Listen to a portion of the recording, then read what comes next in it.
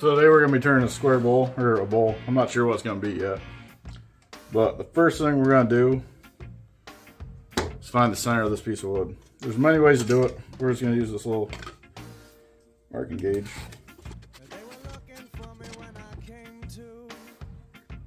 Alright, there's a couple different ways to do it. You can use that. There's many different center finders you can get. There's big circle ones.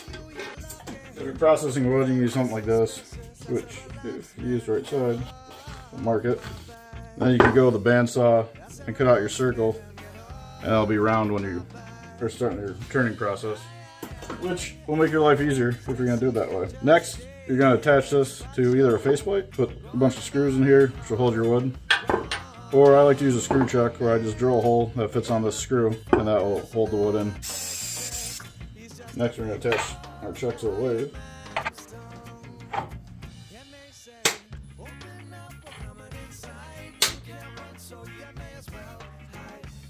So technically, if you're using a faceplate, you don't have really messed up or heavy wood, you don't need a tailstock. But I'm just going to start off with a tailstock just to be safe.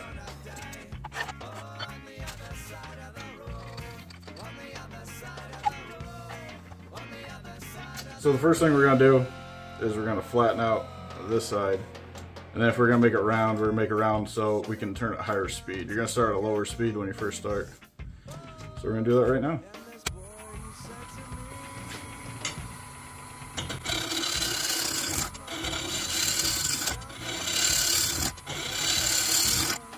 Alright, so now that wood is flat on the bottom, mostly except for right here. But good enough to start the next part. Got a little piece fly off, there's a crack in here. So we'll move on.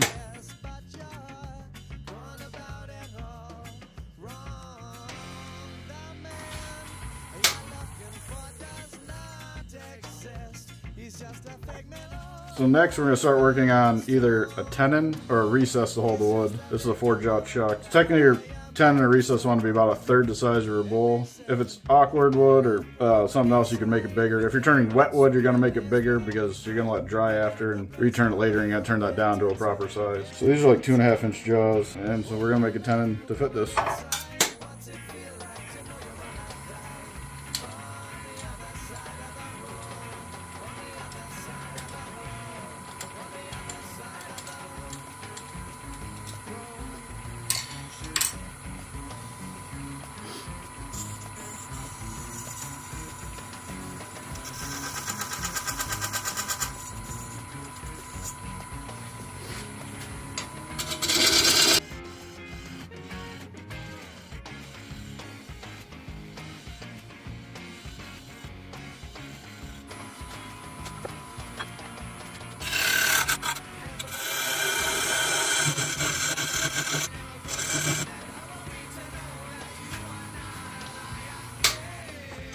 So these are dovetail jaws.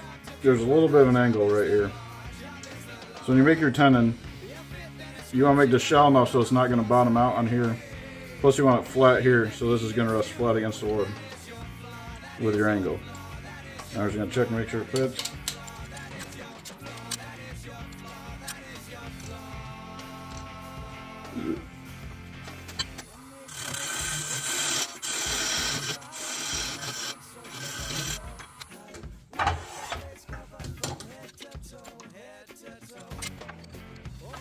Now we have our tenon, we're going to finish shaping the bottom of the bowl.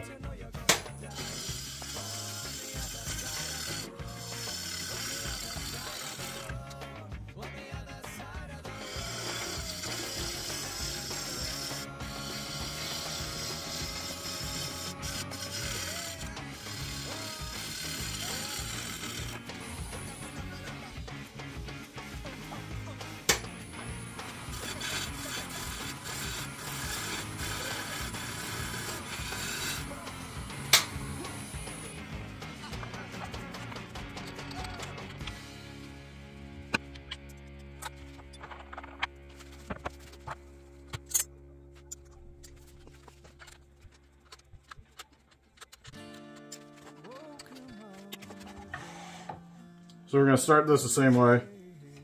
We're just going to flatten the front, then we'll start hollowing out the bowl.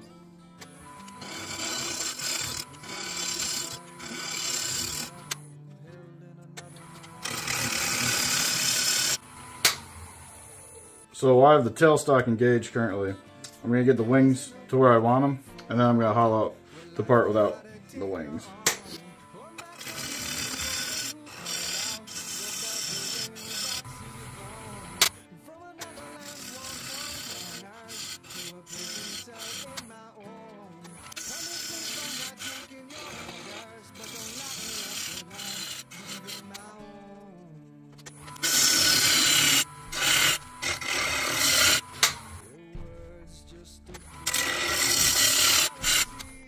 So now we have that basically even all the way across. Yeah, we can start hollowing out the rest of the middle.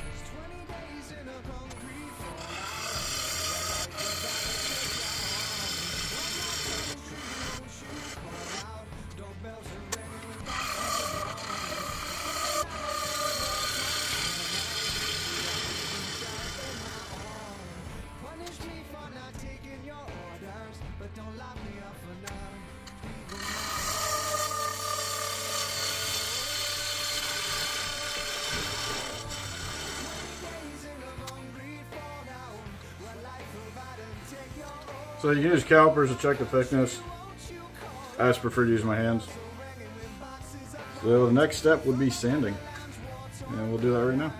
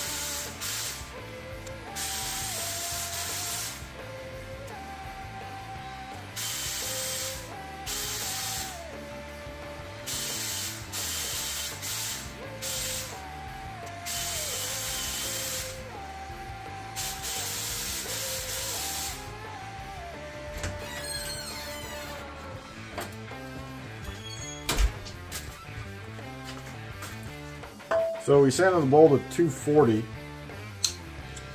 and now I'm going to ebonize the back because it's cherry and it should come out nice. We're going to try this out.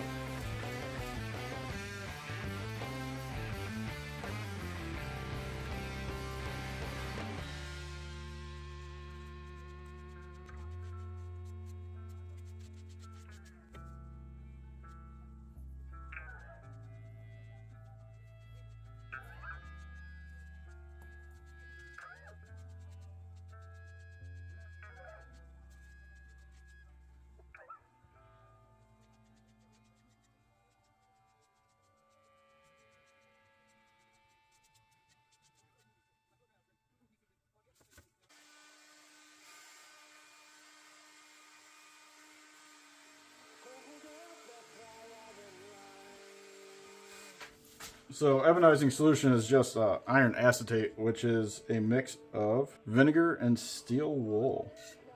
We'll see how this comes out.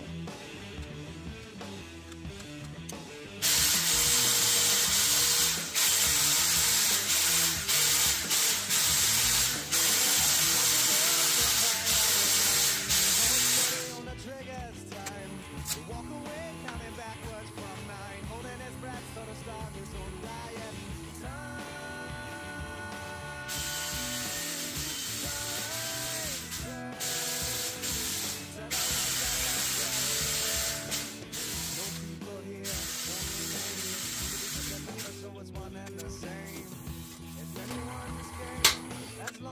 So we sanded our bolt to 600 grit.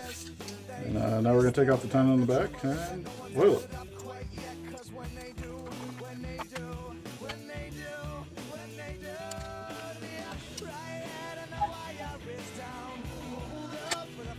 So we're going to base off our original hole from our live center earlier. And it should line up decently.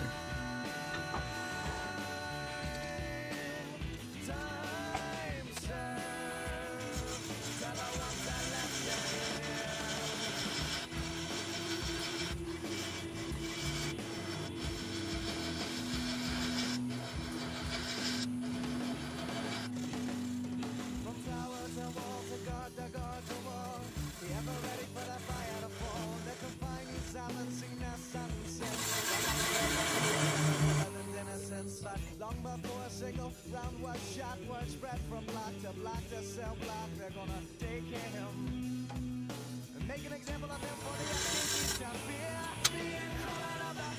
Coming of the dawn, coming of another year.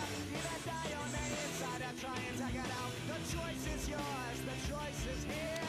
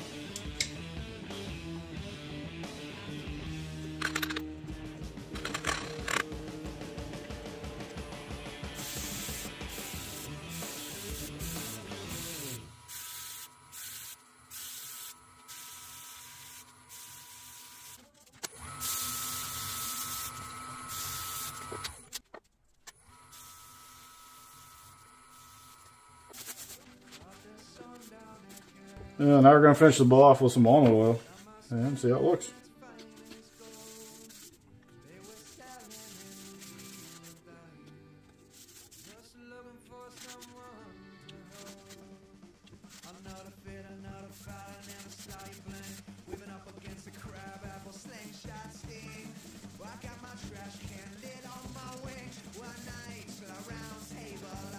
So that's the end of our cherry square bowl.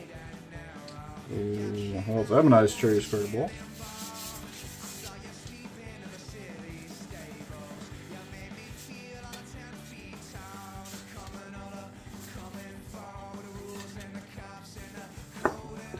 I think it came out all right.